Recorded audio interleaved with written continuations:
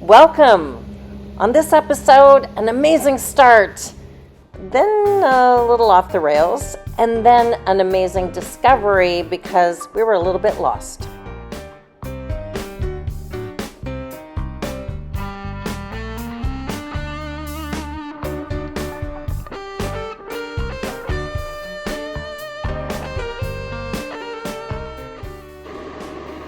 When you dedicate your life to discovering things, it's probably best to start at the beginning.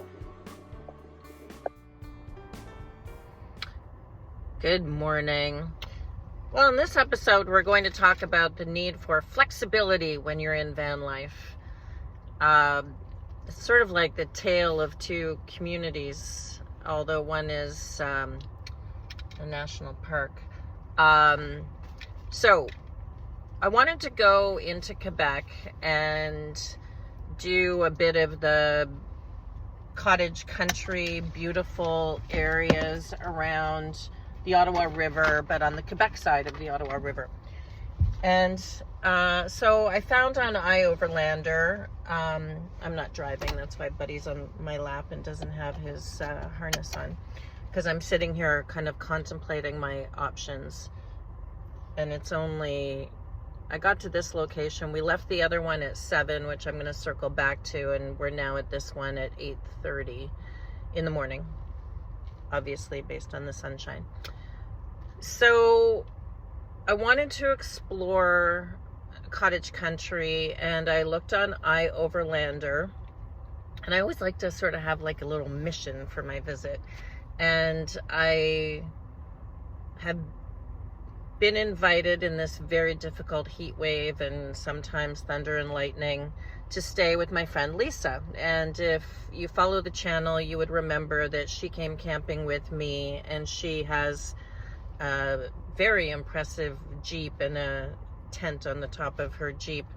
And so I accepted her offer because Buddy's surgery is next week, and I sort of wanted to get him settled into a more stable life. He's having very expensive knee surgery done on the 16th of July. You won't see this until after he's had his surgery. But I just wanted to be outdoors early this morning before it gets to be into heat warning area for the National Capital Region.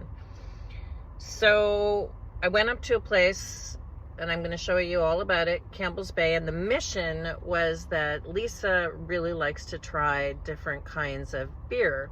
And on iOverlander, I found that one of the places I was thinking about going to has a brewery, a German brewery, here in what is mostly considered French Quebec.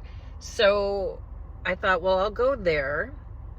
And iOverlander also told me that at a park nearby, they support people sleeping overnight in their waterfront park. Well, that sounded delightful. I'm going to show you all about it because it was more delightful than I could possibly imagine. And they support it because they want you to shop local. So what a concept, right? The people are welcoming smaller RVs in these parking spots, probably 20 feet, 24 feet. I'm only 16, and that they encourage you. What a concept, because they know that you'll spend money in their relatively remote cottage country town. So that's part one. I'll tell you about that. It was fantastic. The brewery was amazing. And the party place with live music and everything. I'm not a party person. Anyway, I'll show you all about it, or tell you all about it. So then I thought, well, this morning I'll come to one of my favorite places called Luskville Falls in Gatineau Park. I already knew, it was very surprising to me, that even on leash you cannot park.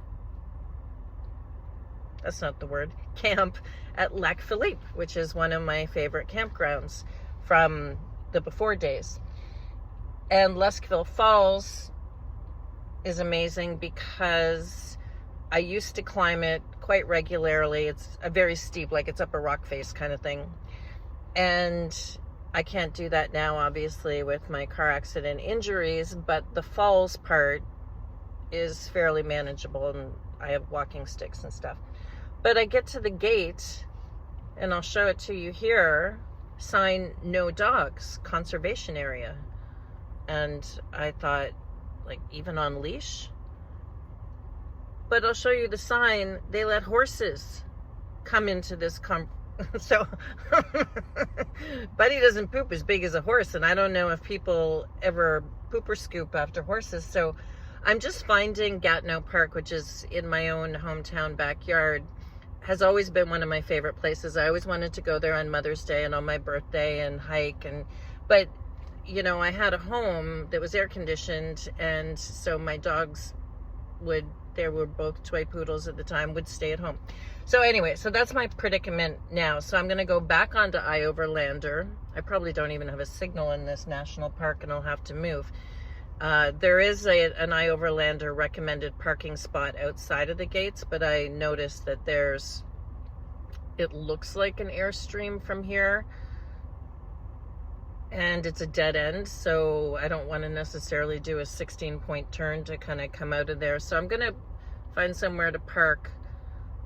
Buddy obviously can't get out of the car, but he already had his frolic in the lovely boondocking place in the town of Campbell's Bay, Quebec.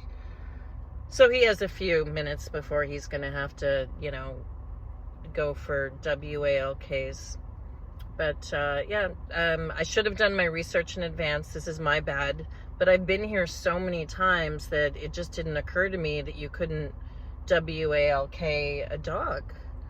Like, I understand not going off leash. I wouldn't want him off leash because there are bears in Gatineau Park. But here we go. It's too early to go back into the city. I'm meeting up with Lisa again, and friends of hers are using their smoker tonight, and I'm not gonna turn down a dinner with someone using their smoker. So that's the plan. And if you haven't seen the story that I did on her about her Jeep, I'll try to link it. I'm still learning how to do that. But right now it's about finding another park that we can spend the morning at, make some breakfast. I did get gas station coffee, and if you've been following, you know that I'm a regular at gas station coffees, and I often get these things for breakfast if I'm going to do something somewhat athletic. So, yeah, we're at a crossing the roads. I'm going to let you know later how it turned out. Hope you're having a great day.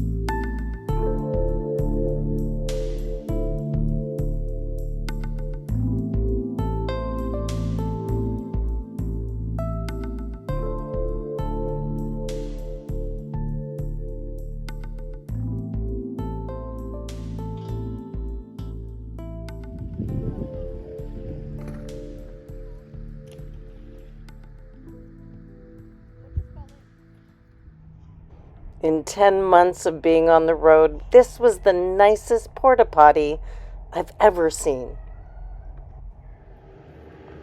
And I was the only one here. I had this all to myself. I didn't think it was wise, though, to, play in the play park. But look at how this town welcomes travelers. It was really awesome. And their request, buy local. Oh my gosh, they even had electric charging and a wheelchair ramp to the beach. Passenger trains stopped coming here in 1984. That's exactly where the track was. And now a restaurant didn't seem open where the station used to be. So remember when I said that it wasn't working out in Gatineau Park? I found myself here in Elmer, Quebec. And this is where they welcome vanlifers at a marina. It was a gorgeous morning. So van life is a little like regular life. You have some wins and you have some losses, but it is what you make it. And my hope for you all is that you make the best of what every day brings to you.